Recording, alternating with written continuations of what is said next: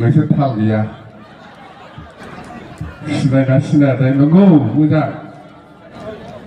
गासैयाव सिनाव गाग्राजोबना बुदां बेलेग बुदांआबो सिनायो मिथिबाय आरो मोसाबावगोन आरो नाचिबाव ভাল তোমরাতো নাচবা না জানে এতিয়া ভাষণ ৰাখিব আমাৰ ৰিঞ্জয় বড়ো ডাঙৰীয়া যুৱ বিপ্লৱ দলৰ প্ৰেচিডেণ্ট ওদালগুৰিৰ হয় কোকৰাঝাৰৰ না কোকৰাঝাৰৰ নহয় ওদালগুৰি ओमफ्राय बेनि उनाव आरोबाव खेबसे मोसाबावगोन आरो एकबार नाचिब भाषण राखा पिছত आरो एकबार नाचिब মই গানটো সিলেক্ট কৰি দিম নাকি ओइ बे खामब्रामनि सं बलेखौ मोसाब्ला दानो मोसाजोबगोन मानसिफ्रा नङा होमबा एकदम गरम जाखायो माबाखौ एबाराव जाय मोसाफैग्रोनोसै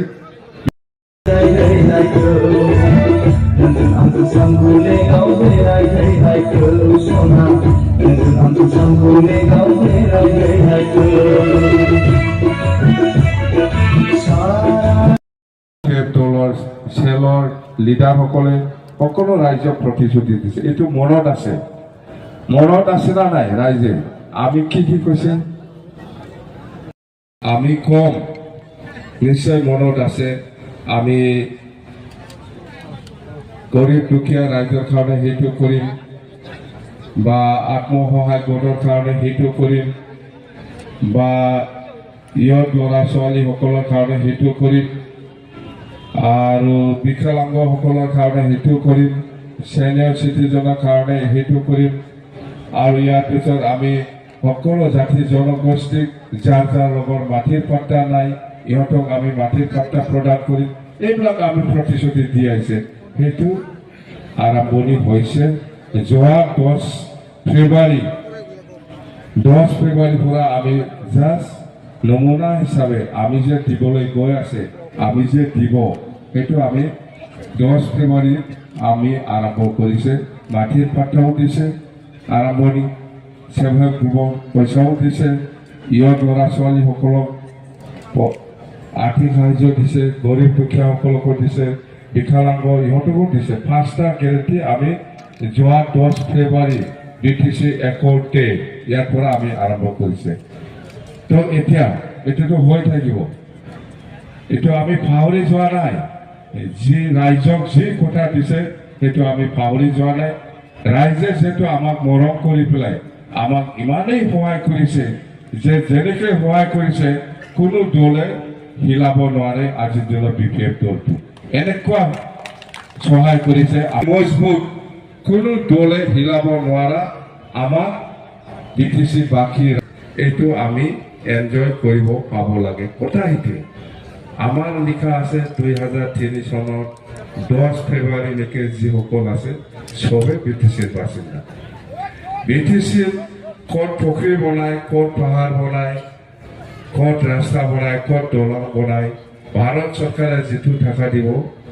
বা আসাম চৰকাৰে যিটো টাকা দিব আমি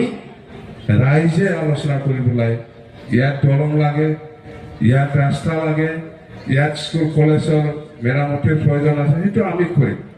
সেইটো বিটিচিয়ে সিদ্ধান্ত লয় মাটিৰ পাট্টা দিব বিটিচিয়ে সিদ্ধান্ত হ'ব গৰীব দুখীয়াসকলক সহায় কৰিব বিচাৰিছে বিটিচিয়ে সিদ্ধান্ত লৈ পেলাই কৰিব সবকে মাটিৰ পাট্টা লাগে বড়োসকলকো লাগে মুছলিমকো লাগে ৰাজবংশীকো লাগে বেংগলীকো লাগে আদিবাসীকো লাগে সবকে লাগে এতিয়া নতুন কিবা এপ্লাই কৰা সময়ত কিবা কিবি দিগদাৰ পাই আছে বুলি মই শুনিছোঁ এইটো মই ফিনিচিং কৰি দিম এইটো লাইনত আহি যাব কিবা কিবি বুলি কৈ আছে এইটো মই শুনিছোঁ এইটো মই সব লাইনত আহিব দিম চিন্তা কৰিব নালাগে কোনো চিন্তা কৰিব নালাগে আইনটো মানুহে বনাইছে ইয়াৰ সলিউশনটো মানুহে কৰিব বুজি পাইছে সকলো জাতি জনগোষ্ঠীৰ কাৰণে আমি সমানে প্ৰায়ৰিটি দি পেলাই যেনেকৈ কাম কৰিব কম কৈ আছো এনেকৈ আমি কাম কৰিম গোসাইগাঁও ফ্লাইঅভাৰ আমাৰ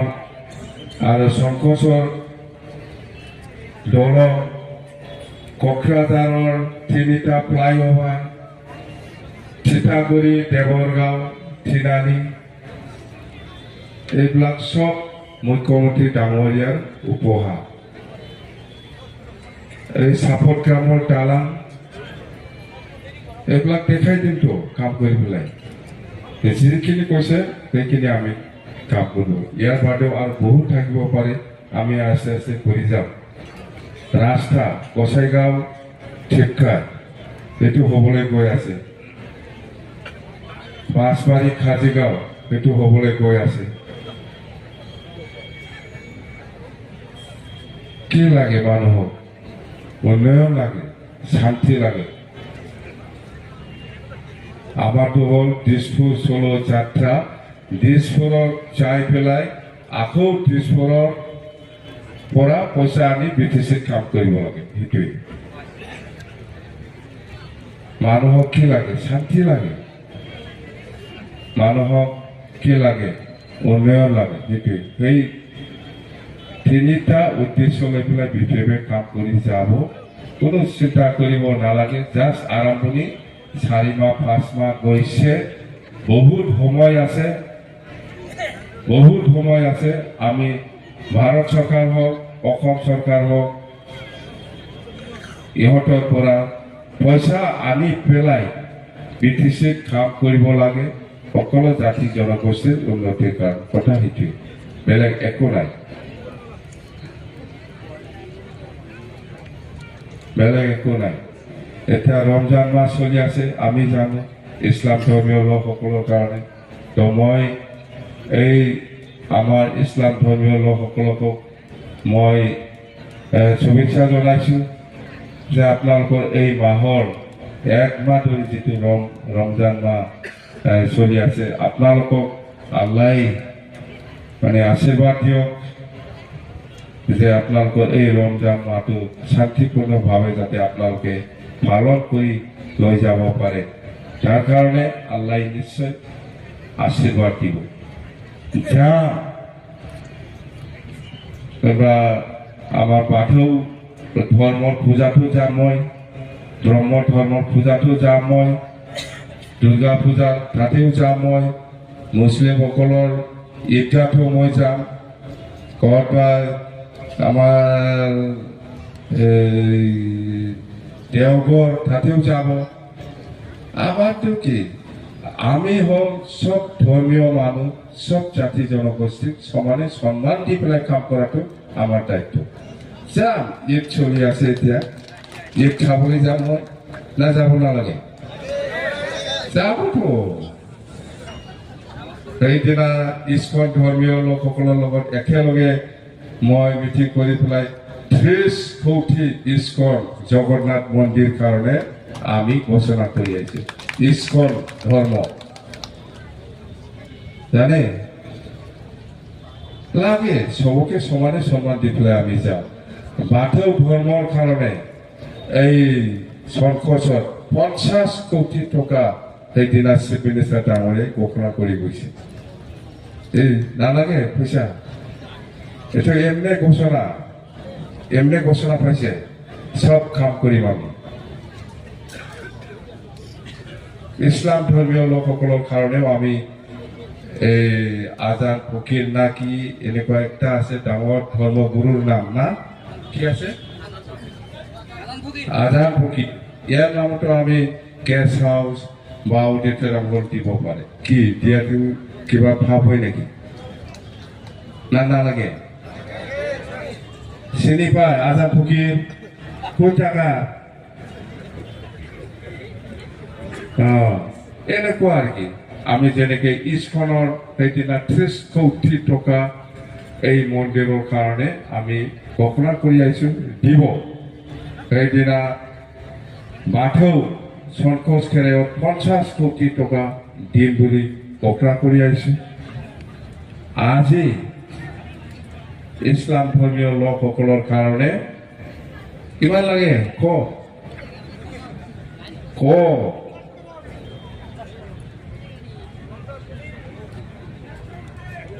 ক ক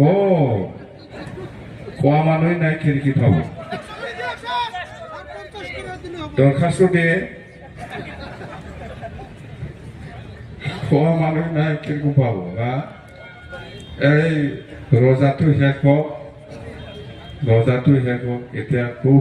ব্যস্ত আছে ইছলাম ধৰ্মীয় লোকসকলৰ কাৰণে দিম পাব কিবা একটা পাব যদি নালাগে দৰখাস্ত লিখিবলৈ ক'লে হ'ল নালাগে বুলি দিব চবকে দিব আমি দেওঘৰত গেষ্ট হাউচ বনাম বুলি কৈছে দেওঘৰ আমাৰ এই সৎসংগ ধৰ্মীয় লোকসকলৰ কাৰণে অসমৰ বা BTCৰ মানুহে বহুত যায় এই দেওঘৰত তাতে আমি গেষ্ট হাউচ বনাম বুলি কৈছে কি বেয়া আছে এইটো পইচা আছে খৰচ কৰি থাকিম দেওঘৰত আমাৰ বৰ্তমান গেষ্ট হাউচ থাকিব